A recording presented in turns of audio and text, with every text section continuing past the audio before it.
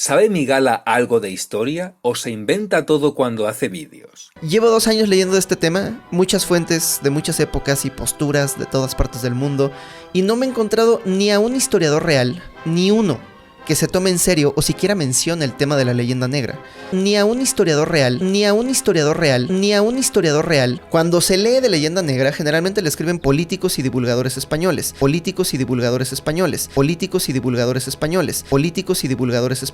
Migala es una revista, pero también un canal de YouTube que, entre otras cosas, se dedica a difundir una versión bastante peculiar e imaginativa de la historia. Y por supuesto, con una distinta vara de medir según de quién se esté hablando. Hidalgo era un tipo sabio, demasiado listo y viejo para ser un cura de parroquia. Su lucha era real.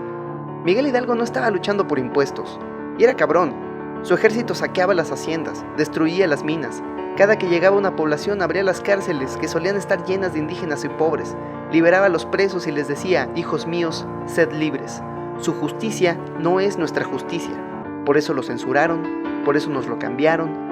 Por eso el logo de mi delegación es un chapulín y no un viejo cabrón rompiendo cadenas. La tribu de los yaquis decidió defender su tierra. Fue una guerra de exterminio, un genocidio donde a los que no mataron los vendieron como esclavos. Porfirio no vivió para ver a México en paz. Murió en 1915, tras 4 años de exilio del país que tanto amó. Porfirio murió en un mundo enloquecido. Hasta inspira compasión, ¿a poco no? El comandante de esta expedición era Hernán Cortés. Oye, pero yo vivo ahí. ¡Joder, tío, un caníbal! Hablo de esto en todos los podcasts, pero no me voy a callar hasta que dejemos de glorificar la violencia y derribemos las estatuas que le construyen a los asesinos. Veamos su primer vídeo sobre la guerra en los últimos 500 años. Perdonen el eurocentrismo de esta serie de videos. Yo sé que durante los últimos 500 años el mundo entero ha estado tomando la forma que tiene hoy, pero esta no es una historia sobre la humanidad. Esta es una historia de la guerra, y esa ha sido la principal exportación del continente en los últimos 500 años. Por lo que deberías pedir disculpas es por tu eurofobia. Precisamente tú como mexicano deberías saber que los españoles no pudieron exportar grandes guerras a América, debido a su reducido número.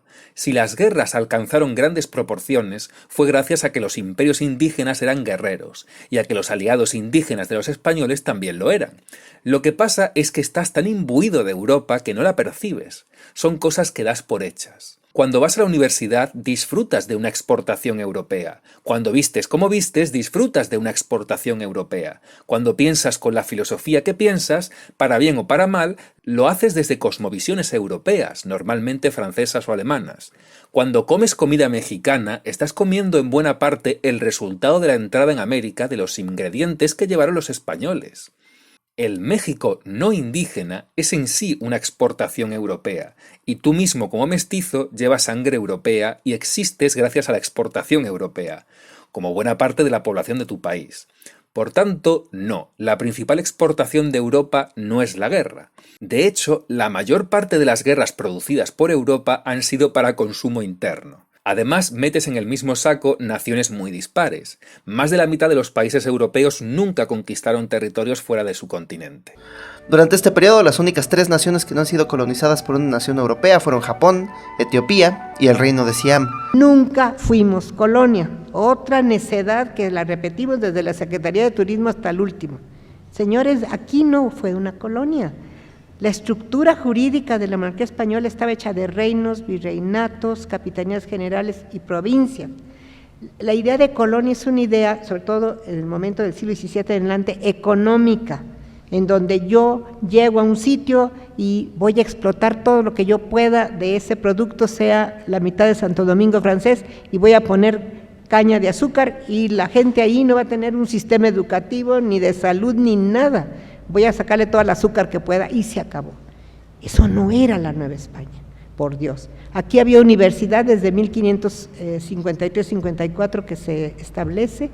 Aquí teníamos un sistema de salud, un sistema educativo, teníamos un pueblo mestizado, quizá el más mestizado de toda la América española, y que estaba creando literatura, arquitectura, arte, ciencia. Entonces, ¿cómo? ¿Dónde está la colonia aquí? La gente se dividía en etnias y metaetnias. La barrera étnica no la determina la raza, porque ese es otro loco invento de la pseudociencia del siglo XIX. La raza es un invento del siglo XVII. Las sociedades europeas regresaron a un sistema de honor y vergüenza, donde a los ejércitos no se les pagaba con dinero, sino que se les reclutaba con el honor y con la promesa de la vida eterna. En este periodo, las tribus de bárbaros que heredaron Europa encontraron su propia identidad y se prepararon durante 1000 años para comenzar con la era de la exploración, que les dio los medios para otro ciclo de materialismo con ejércitos, esclavitud y militarismo que apenas estamos viendo terminar ahorita. Digo, con suerte, ¿no? Tremenda película de Netflix que te has montado. No, la gente de la Edad Media no se estaba preparando para la era de los descubrimientos porque no eran adivinos y no sabían lo que les esperaba. Además, esa era terminó en el siglo XVII, cuando ya había poco que descubrir en el mundo. No tiene nada que ver con Nixon ni con lo que tenemos hoy. Los ejércitos, la esclavitud y el militarismo han existido desde las primeras civilizaciones. No intentes ponerlo como algo característico de esta época solo por tu eurofobia. Eso le pasó a Bizancio hacia el final de su ciclo de la Sabilla. Era una ruina individualista atada frágilmente por el dinero de sus mercenarios y artesanos, mientras que el Imperio Otomano, en la cima de su ciclo de la Sabilla, comenzaba su periodo de expansión más agresivo. Los soldados otomanos lo que tenían era el estímulo de 3 días de saqueo a Constantinopla prometidos por su sultán. Seguro que el problema de los bizantinos fue el individualismo y no que era una ciudad aislada y rodeada por territorios conquistados por los otomanos, los cuales cortaron los suministros que pudiera recibir la ciudad durante su asedio. Además, los otomanos, con 80.000 efectivos, superaban a la totalidad de los 60.000 habitantes de Constantinopla. De hecho, la defensa fue un mayor ejemplo de cooperación, dado que entre sus soldados los había de muchas partes de Europa, pese a sus diferencias. Es más, las cosas llegaron a estar tan malas para los otomanos que los consejeros del sultán recomendaban firmar la paz y retirarse, pese a que les superaban bastante en número. El sultán humilló y hasta ejecutó a uno de sus almirantes. Cooperación. Cuando los bibliotecarios y eruditos romanos vieron en el horizonte al ejército musulmán, partieron de Constantinopla a la patria perdida de su larga historia, Italia. Consigo traían lo que uno carga en las emergencias, lo que uno más quiere, y lo que más apreciaban ellos eran sus libros. Entre los tomos que llevaban traían a los clásicos. Milenios de cultura olvidada por Europa estaban a punto de ser redescubiertos. Entre esas obras iba la que quizás sea la pieza de literatura más influyente del último milenio. Luna de Platón. No es cierto, es la geografía de Ptolomeo. Europa no tenía tanta amnesia. Por ejemplo, una de esas obras que ha pasado es de Platón, y cualquiera que sepa un poco de filosofía conoce la influencia de los libros de Platón en filósofos medievales europeos como Santo Tomás de Aquino. Sí que es verdad que en la parte occidental el desconocimiento de la lengua griega era muy grande, y ello impidió que obras como la Odisea pudieran ser traducidas y conocidas. Ahí también radica la importancia de los bizantinos que huyeron de los otomanos hacia el occidente. Imagínate qué tan chafa estaba la cartografía medieval que estos mapas de hace 1000 años eran una mejoría. Imagínate qué tan chafa es tu vídeo que en el mapa medieval que pones ya aparece América. Ese mapa es una representación de la Edad Moderna, concretamente de 1581. En la Europa medieval había mapas mejores antes de la caída de Constantinopla. En el siglo XIV ya teníamos en España a un judío mallorquín llamado Abraham Cresques, al que se le atribuye la creación del Atlas catalán. Los bizantinos llevaron la obra de Ptolomeo a Italia, pero fue a principios del siglo XV, no en la huida de Constantinopla, que fue en la segunda mitad de ese siglo. Los bizantinos habían descubierto esa obra en el año 1300. El basilisco era un cañón diseñado por el artesano veneciano Orbán. Orbán no era veneciano, era húngaro. De hecho, tiene el mismo apellido que el presidente húngaro Viktor Orbán. Así que Orbán se fue con el sultán Mehmed y le dijo que para fabricarla necesitaba 70.000 kilos de bronce y 70.000 kilos de oro. 70 toneladas de oro para 70 cañones. Es decir, que Reino Unido, que actualmente posee unas 300 toneladas de oro en sus reservas, solo podría construir 300 cañones de este tipo. ¿A cuánto ascendían entonces las reservas de oro otomanas si podían permitirse 70 cañones? Para que os hagáis una idea, durante el Imperio Español, entre los años 1503 y 1660, un siglo y medio, llegaron a España un total de 180 toneladas de oro desde América. Es decir, solo daría para 180 cañones. Pero según Migala, los otomanos nadaban tanto en la abundancia gracias a su cooperación que recaudaban más oro que los españoles en toda América. Además, dice que solo era necesario 1 tonelada de bronce por cañón, cuando las unidades más grandes podían pesar más de 10 10 toneladas. Lo que está haciendo Migala es confundir los recursos que son necesarios para fabricar cañones en algún videojuego como el Age of Empires con la realidad. Aunque me he visto la narración de este videojuego sobre la batalla y es históricamente mucho más exacta que la de Migala. Esa es la diferencia que casi mata a Europa, la capacidad para la acción coordinada, la colaboración intragrupal. Entonces explícame por qué los otomanos perdieron ante los europeos y tuvieron que retirarse de Europa. Y mientras tanto, la cristiandad dividida, empobrecida y enferma estaba a punto de fragmentarse en cientos de religiones y órdenes políticos. Dime una sola evidencia que demuestre que la cristiandad estaba más empobrecida y enferma y sobre todo que estuviese a punto de dividirse en cientos de religiones. Los reinos que le juraban lealtad a la cruz, más que reinos, eran pandillas privadas, gobernadas por guerreros, reguladas por la iglesia y alimentadas por el trabajo de millones de campesinos.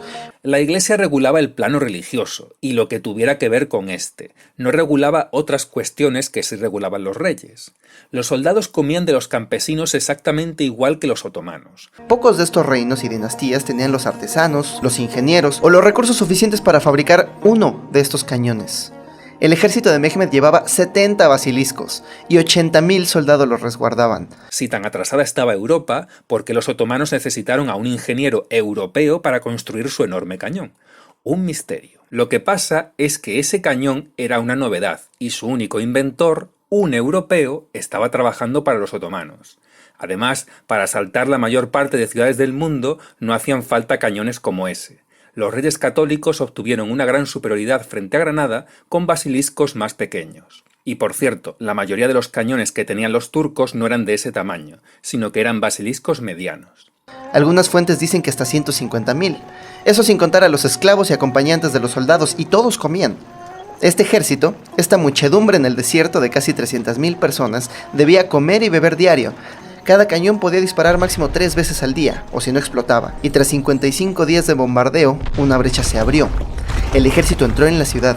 La milicia romana intentó dar batalla, pero ¿qué podían hacer contra 80.000 soldados? No fue que abrieron una brecha y salieron todos a luchar como ocurre en los videojuegos que utiliza Migala para estudiar historia. Los otomanos tuvieron suerte de encontrar mal cerrada una de las puertas de la muralla, por las que entraron algunos soldados otomanos. Aunque fueron repelidos, lograron herir al capitán Giovanni Giustiniani, y con ello se produjo el hundimiento de la moral de todos sus soldados genoveses, que se retiraron. El sultán planeó un ataque final mandando a los soldados peor equipados y peor formados a la muerte para que los bizantinos gastaran en ellos esfuerzos y municiones. Y luego mandó a los soldados más profesionales. Cooperación. El sultán estuvo a punto de perder. Intentaron seguir a los moros al sur, pero en África estaban muy fuertes y los portugueses fueron expulsados. Los portugueses no fueron expulsados de África en aquel momento. No es que la conquistaran, pero tenían la ciudad de Ceuta, que fue portuguesa desde 1415, y el reino de Fez la reconoció como portuguesa. Aquí fundaron su primera factoría, el Mina. Esta fue como una conquista española, pero en chiquito. Los mismos elementos estaban ahí. Dos humanidades que nunca se habían encontrado hacen contacto y la que tiene el nivel tecnológico más bajo queda totalmente subyugada. ¿En esa conquista la mitad de los indígenas se puso de parte de los portugueses también?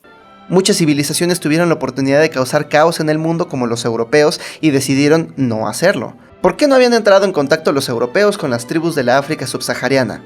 Pues porque en medio había una colección de fuertes estados musulmanes. ¿Y por qué estos estados musulmanes, con ejércitos capaces de vencer a los portugueses, no esclavizaron ni colonizaron a las tribus subsaharianas? Pues no sé, supongo que no era su estilo. ¿Y a ti quién te ha dicho que no era su estilo? Precisamente tienes aquí un mapa con las rutas musulmanas de comercio de esclavos desde África subsahariana. De hecho, los europeos fueron los últimos en llegar a este mercado. Antes habían estado incluso asiáticos como los persas. Sí que es verdad que los europeos terminaron esclavizando más porque tenían territorios en América con muy poca densidad de población y con una brutal escasez de mano de obra, y los musulmanes dentro de sus reinos no tenían tantos problemas de escasez, así como tampoco tenían la capacidad de tener territorios como América. ¿Y por qué Europa? ¿Qué tiene de especial este pedacito de tierra que cabe en toda la Argentina? Y mira, sí cabe toda. ¿Por qué Argentina no ha conquistado el mundo? A ver, ¿por qué no fueron los otomanos, por ejemplo? Eran excelentes navegantes y tenían rutas de comercio en cada puerto del viejo mundo. Pues quizá no tenían la necesidad. Los otomanos conquistaron todo el territorio que pudieron. Tú mismo lo dijiste. En Asia y África comenzaba a crecer un joven imperio. Unificadas por la religión y la amenaza reciente de las cruzadas, las naciones del Islam se preparaban a cobrar venganza contra la cristiandad. Las crónicas narran que la sangre corría por las calles tan abundante como la lluvia.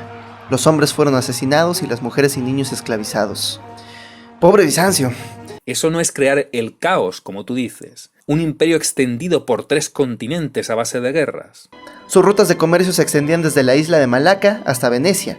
Cuando ellos hacían contacto con las tribus de la África subsahariana, les salía mucho más rentable comerciar que esclavizarlas. Sí, claro, por eso los otomanos poseían hasta esclavos africanos a los que castraban para servir a las esposas del harén imperial. Y también había esclavos blancos. De hecho, el Imperio Otomano tuvo legalizada la esclavitud hasta finales del siglo XIX. ¿Y a que no sabes quiénes les obligaron a prohibirla? Exacto, los europeos, quienes terminarían imponiéndoles a los otomanos la firma del Acta de Conferencia de Bruselas de 1890, que decía así: acabar con el comercio de esclavos negros tanto por tierra como por mar, y para mejorar las condiciones morales y materiales de las razas nativas existentes. En la primera mitad del siglo XIX, los rusos ya habían presionado para que los otomanos limitasen la esclavitud de blancos del Cáucaso. En efecto, los europeos terminaron siendo los principales promotores de la prohibición de la esclavitud en el mundo, aunque llegado el siglo XX, los otomanos seguían practicándola de forma clandestina.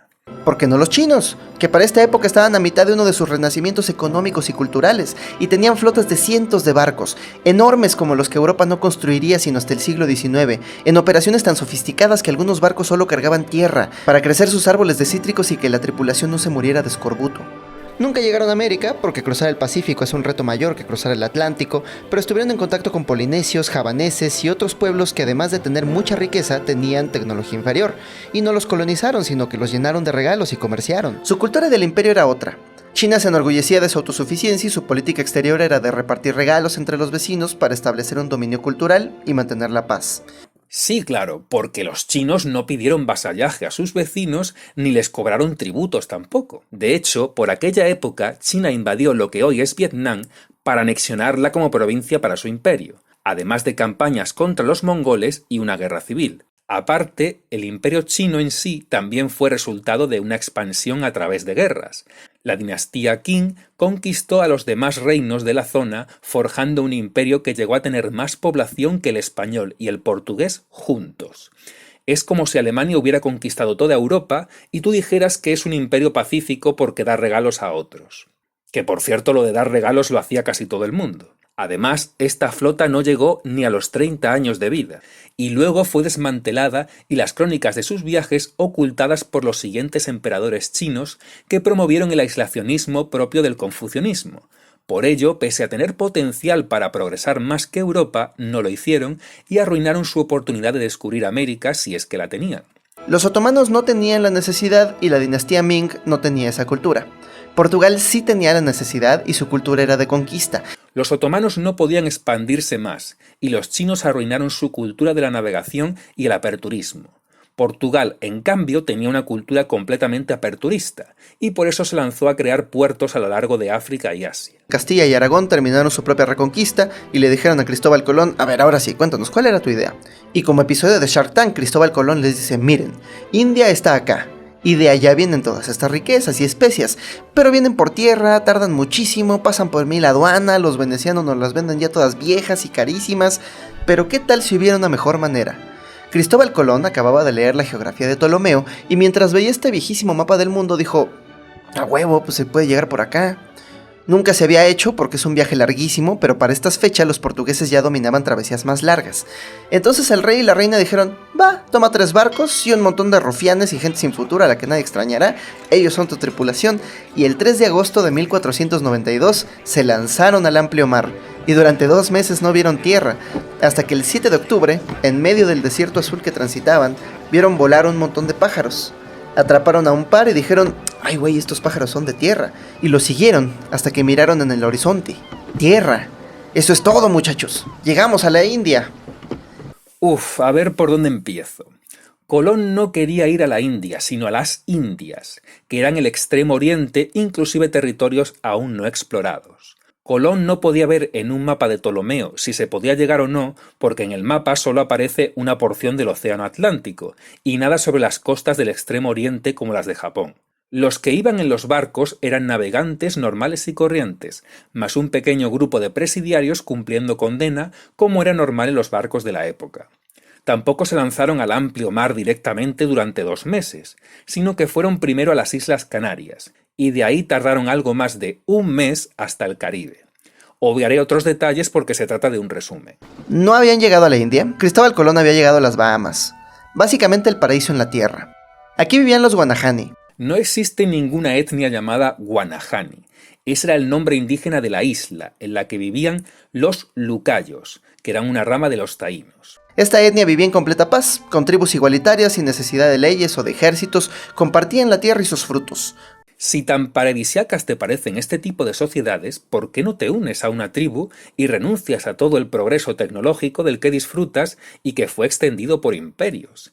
Es que no sé por qué tanta romantización de las sociedades que viven como hace miles de años. Por cierto, estas sociedades estaban a punto de ser devoradas por los caribes. Los Guanahani no tenían esa necesidad, vivían en un paraíso abundante en comida. Seguramente sabían de la agricultura, como dijo un nómada bushman del desierto de Kalahari. ¿Por qué deberíamos sembrar cuando existen tantas nueces en el mundo? Los lucayos sí tenían esa necesidad. Los españoles reportaron que cultivaban tubérculos, yuca, camote, cocoñame, aroruz, larén, ñame blanco, maní, frijoles y cucurbitáceas. El problema aquí era que Cristóbal Colón le había prometido a los reyes una ganancia inmediata, riqueza fácil como los navegantes de Portugal, y lo que encontró fue una tierra con gran potencial, pero a largo plazo. Y estos hippies no tenían oro, no había especias, así que ambicioso y endeudado, decidió volver con un ejército y esclavizar a esta gente. Pues por los miles, todos los nativos de la isla española fueron asesinados. Los que no alcanzaron a escapar de la masacre fueron encadenados y arrojados al cultivo y a las minas, hombres, mujeres y niños por igual, a trabajar hasta la muerte, sin descanso y sin comida. Y como los hombres y las mujeres nunca entraban en contacto, se dejaron de reproducir, y su civilización, que vivió libre por miles de años, se extinguió en la esclavitud más brutal. Y por eso más del 10% de la población de varias islas del Caribe tiene genes taínos en la actualidad. Entonces dices que Colón quería tener beneficios lo antes posible y para ello extinguió a los lucayos, porque como todo el mundo sabe en el siglo XV te daban puntos por indio muerto. Colón no había prometido a los reyes católicos ningún beneficio a corto plazo. No se habló de ningún plazo en las capitulaciones de Santa Fe. Murieron muchos por las enfermedades, y también por los trabajos forzados y las batallas con los españoles. Pero esa historia que cuentas con grabados propagandísticos de Théodore de Brie, expandidos por un imperio, no tiene ningún sentido. Para Colón, un indio muerto era un indio que no podía proporcionarle ningún beneficio económico, y por tanto solo recurrían a la violencia cuando presentaban batalla. La reina Isabel era muy católica y escribió una carta muy enojada porque todos estos indios son mis súbditos, así que les prohíbo esclavizarlos, a menos que sean caníbales. Y de pronto todas las tribus que encontraban eran caníbales, qué casualidad. La reina Isabel dio esa orden en 1503, y era para tribus que ya estaban localizadas previamente en 2 islas ya descubiertas. En ese año, Colón iba ya por su 4º y último viaje, por lo que poco le quedaba ya por descubrir. También hay estudios que apuntan que sí, que podrían haber existido esos caníbales y que habían colonizado varios territorios. De hecho, los propios taínos tenían amenazado su paraíso terrenal por los secuestros de las tribus caníbales para luego comérselos. En 1494, mientras Colón regresaba a causar caos en América, el rey Fernando, con su aliado español el Papa, sacaron su mapa todo chafa, dibujado con crayolas, y dijeron: «Jolines, de aquí para acá es España y de acá para acá es Portugal». Oye, pero yo vivo ahí. ¡Joder, tío, un caníbal!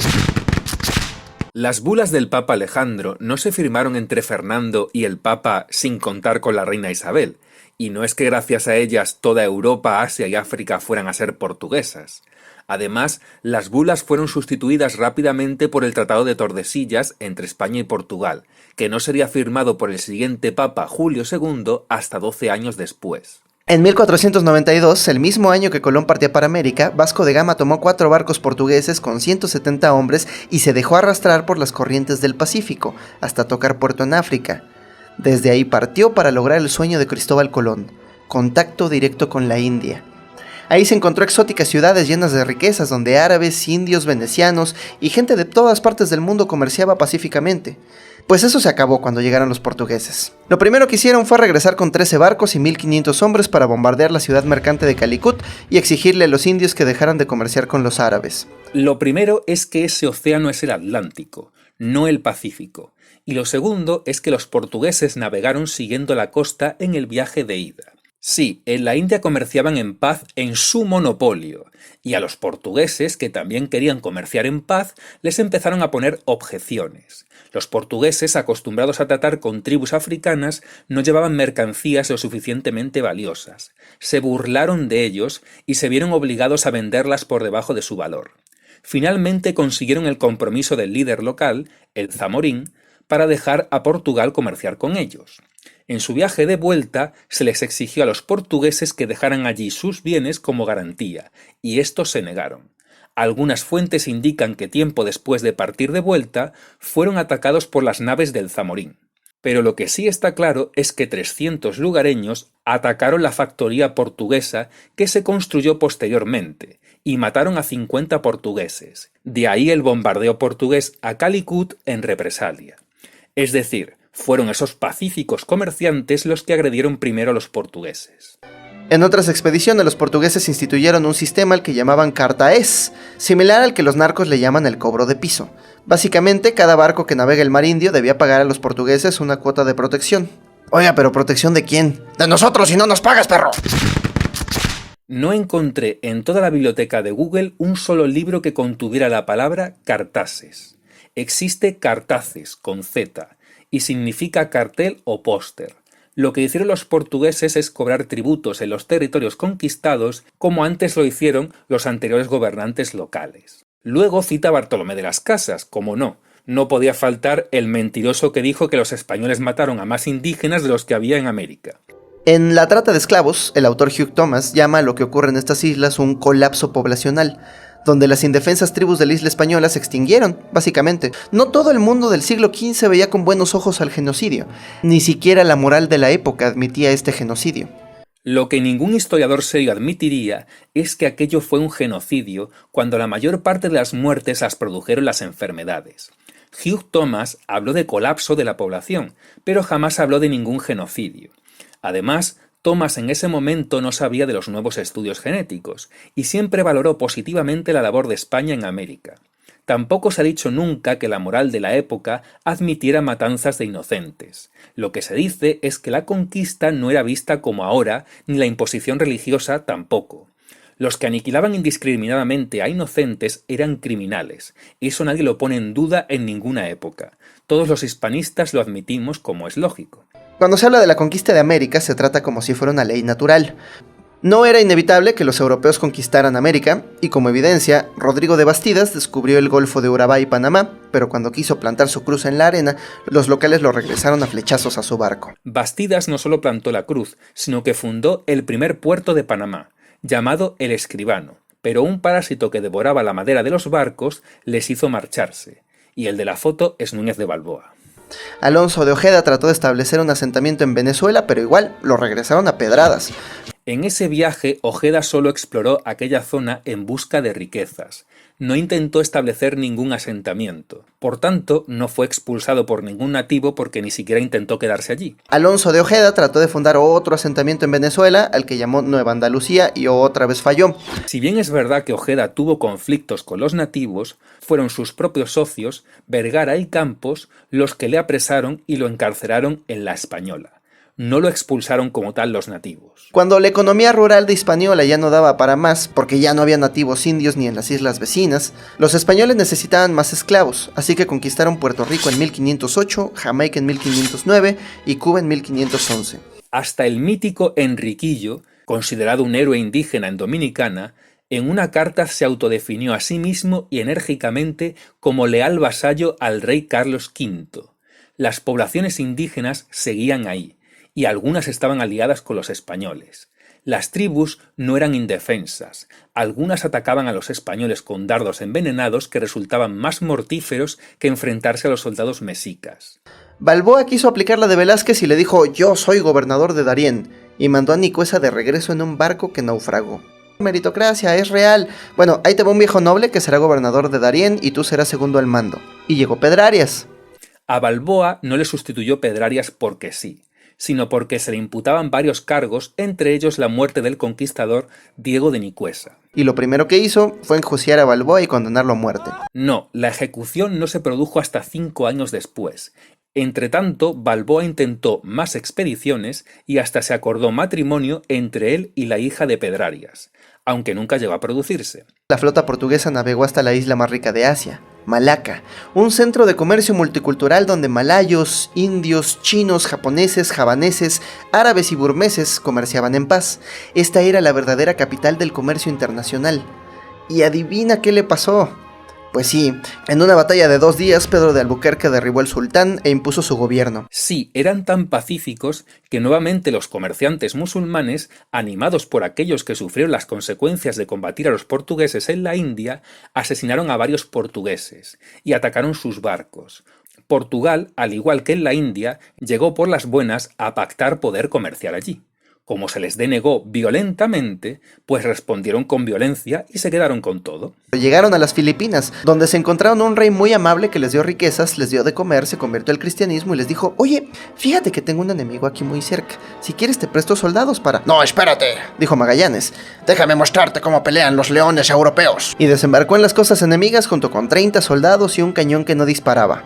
El rey enemigo, Lapu-Lapu, mandó a 10,000 soldados nativos que convirtieron a los leones europeos en alfileteros, mientras su tripulación miraba desde el barco. Pero como españoles y portugueses se odiaban, la tripulación dijo: jolines, qué mal rollo, tío, y se fueron. No, Magallanes quería que todos los caciques se unieran al rey de Cebú, para así poder centralizar el poder de la isla. Todos aceptaron, menos ese líder indígena, Lapu-Lapu, que intentó humillar a Magallanes y este quiso escarmentarle, pese a que los otros caciques le recomendaron que no lo hiciera. Los españoles eran casi 50 soldados y los nativos eran 1.500 aproximadamente. Y lo que pasó con los cañones es que no podían bajarlos de los barcos y estos estaban demasiado lejos de la costa para acertar a los indígenas. Por tanto, no pudieron usarlos contra ellos y perdieron. El mismo Magallanes era de origen portugués y estando herido cubrió la retirada de sus hombres españoles que pudieron huir en su mayoría. Los de la tripulación también eran españoles o habían jurado lealtad al rey de España y no desembarcaron porque la idea era que los supervivientes subieran al barco y se marcharan todos, ya que no podían ganar. El esclavo de Magallanes se regresó a Malaca, su tierra natal, y así es como Enrique de Malaca se convirtió en el primer ser humano en darle la vuelta completa al mundo. ¿Qué hizo Enrique de Malaca para dar la vuelta al mundo? Nada. De hecho, ni siquiera se sabe su procedencia exacta y tampoco se sabe qué fue de él una vez se separó de la expedición española. Ni siquiera se sabe si sobrevivió. Ahí dice que las conquistas se financiaban por medio de la Iglesia, y eso es falso. La Iglesia no financiaba las conquistas. Estas las costeaban comerciantes, nobles, etc. Cualquier persona que pudiera y quisiera invertir en ellas y obtener ganancias del botín. Eran empresas. Si acaso podría haber algún miembro de la Iglesia que aportara dinero por cuenta propia, pero no había apoyo institucional.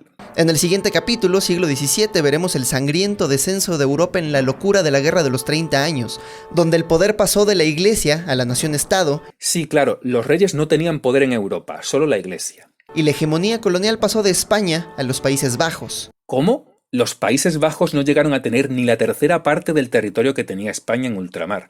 ¿Qué me estás contando? Después, siglo XVIII, veremos la Guerra de los 7 años a la que Churchill le llamaba la Primera Guerra Mundial. Esta es la guerra que puso las bases para la creación de los Estados Unidos y le dio a los franceses las ideas de igualdad, fraternidad y legalidad que hicieron su revolución. Igualdad, fraternidad y libertad, no legalidad. Legalidad ya tenían. Y si de algo careció esa Revolución Francesa, fue precisamente de estos 3 principios. La Inquisición española a su lado fue una ONG de abrazos gratis. Después, siglo XIX, siglo de descolonizaciones y de revolución industrial. ¿Siglo de descolonizaciones? ¿El siglo XIX? El siglo XIX es el siglo de la colonización por antonomasia, ya que fue el auge del Imperio Británico, que al contrario que el español, sí era colonial, y fue el que más colonias tuvo. Además, los antiguos virreinatos españoles pasaron a formar parte del imperio informal de los británicos. Aquí supongo que tengo que decir un par de palabras acerca de la leyenda negra española, como le dicen. Lo quise incluir en el video, pero al final me arrepentí. La verdad es que no quiero perder su tiempo. Llevo 2 años leyendo de este tema, muchas fuentes de muchas épocas y posturas de todas partes del mundo, y no me he encontrado ni a un historiador real, ni uno que se tome en serio o siquiera mencione el tema de la leyenda negra. 2 años dices que has estado leyendo. Tú no has leído ni 2 minutos sobre el tema. Porque si al menos hubieras estado 2 minutos, habrías encontrado en Google libros escritos por historiadores titulados como Philip Wayne Powell y su libro La leyenda negra, un invento contra España, como William S. Malby y su libro La leyenda negra en Inglaterra, desarrollo del sentimiento antihispánico, como Sverker Arnoldson y su libro Los orígenes de la leyenda negra, o como Ronald Hilton y su libro Leyenda negra y la ilustración. Este usuario te dejó un comentario en tu vídeo recopilando muchos libros sobre la leyenda negra. ¿En 2 años no fuiste capaz de encontrar ninguno de ellos? Cuando se lee de leyenda negra, generalmente le escriben políticos y divulgadores españoles, nostálgicos de un imperio que ni siquiera era suyo. Pero los historiadores de verdad no se toman en serio esta teoría de la conspiración. Sí, Sverker Arnoldson, por ejemplo, es paisano mío, nació en Extremadura. Y los divulgadores Marcelo Gullo o Patricio Lons también son españoles, pero de la España de ultramar. O sea, piénsalo, es que no tiene sentido. El argumento es que todas estas cartas, crónicas, registros, escritos por reyes, conquistadores, frailes e historiadores de todas partes del mundo, incluida España, durante 500 años, todo eso es parte de una gran conspiración para hacer ver mal a una nación-estado que todavía no existía. ¿Qué tanta seriedad le podemos asumir?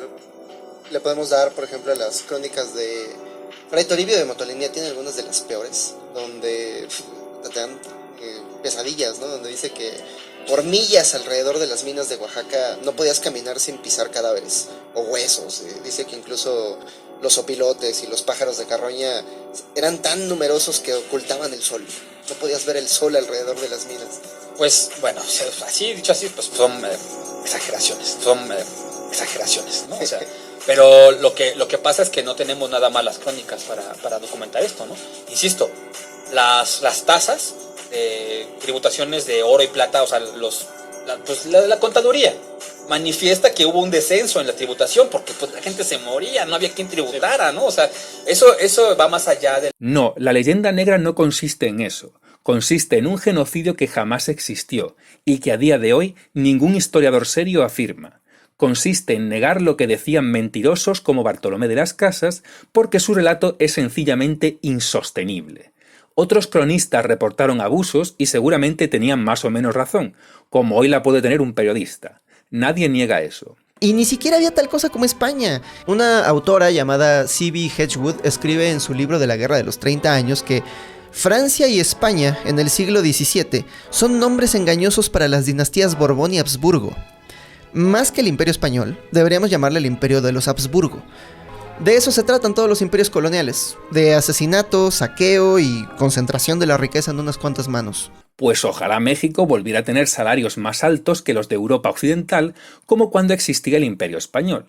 Hablo de esto en todos los podcasts, pero no me voy a callar hasta que dejemos de glorificar la violencia y derribemos las estatuas que le construyen a los asesinos. Vale, pues empecemos por derribar las estatuas de Miguel Hidalgo, que se llevó por delante a miles de vidas, o también las de Túpac Amaru II o Simón Bolívar, que mataron más que cualquier conquistador español, o las de José San Martín o Benito Juárez, ¿no? ¿Por qué todos los años se celebra un día de independencia glorificando a personajes que mataron a tanta gente y que no hicieron ningún bien a sus países? Pregunto. Ignoran que dentro de este vasto territorio el fuerte hacía lo que quería y el débil soportaba lo que debía, y que esa crueldad fue la que motivó las revoluciones que terminaron por derrocar a sus imperios. Nada más alejado de la realidad. Los que motivaron la caída del Imperio Español fueron criollos de los más ricos y acomodados, muchos de ellos en confabulación con Inglaterra, y con buena parte de las clases populares combatiendo contra ellos. En Perú era donde más indígenas había y donde más se luchó contra la independencia. Antes de la llegada de los españoles, había tribus indígenas más fuertes que hacían lo que querían con las tribus débiles, inclusive comérselas. Los españoles al menos impusieron unos mínimos de derechos y protección legal, y acabaron con el canibalismo y los sacrificios. Todo imperio es una maldición, principalmente para las naciones conquistadas, pero también para la nación imperial. Espérense al video del siglo XVII para ver cómo cae el imperio de los Habsburgo, y luego nunca se vuelve a recuperar. Espérate al video del siglo XVIII para ver cómo cae el imperio holandés. Y luego mira el siglo XX, cómo cayó el imperio inglés y ve el desmadre de sociedad que traen ahorita. Siguen en esa larga caída del imperio. Mira, cruza los dedos y mira las noticias para ver la decadencia del imperio norteamericano. Los españoles presumen de su imperio español como si todos los españoles hubieran tenido una mejor vida a cambio de su imperio. Pero las riquezas de América solo se repartieron entre la nobleza y sus ejércitos de mercenarios. Las riquezas de América construyeron la ciudad en la que vives. Ya me gustaría ver hoy a los mineros mexicanos poder quedarse con una parte de la plata que extraen de las minas, como ocurría en el Imperio Español. Eso y cuando las riquezas se las están quedando unos pocos canadienses, cuando antes se las quedaban los mexicanos. Con mucha desigualdad, sí, pero repercutían en la economía local. Yo estoy en deuda con los sabios que nos dieron este conocimiento, así que solo puedo pagar generando más conocimiento. Pues sigo esperando a que generes algo de conocimiento, porque con estos vídeos no has generado más que ignorancia entre tus seguidores. Te invito a reflexionar sobre ello y a que dejes de exhibir una visión de la historia de España creada por algunos de esos imperios que tanto detestas. Hago videos de filosofía en YouTube. ¿Pero qué estudiaste? La prepa. ¿La prepa? O sea, solo acabaste prepa y ahí te quedaste, no hiciste carrera. O sea, Claro. vas por el camino de Elon Musk y Jeff Bezos y todos los que no acabaron la carrera. Sí, porque mi éxito también está basado en mentiras. Y ahí comencé mi historia dentro del marketing. Ok. Entonces, tomando en cuenta que era una industria de mentiras para gente mentirosa, cada año le mentía a la siguiente agencia y si en esta era trainee, en la siguiente les decía, no, soy diseñador junior. Y al año siguiente me iba a otra agencia y les decía, soy diseñador senior. Y así en 5 años llegué a ser director de arte. Felicidades. Ya ven, chicos, el camino correcto es el de la mentira.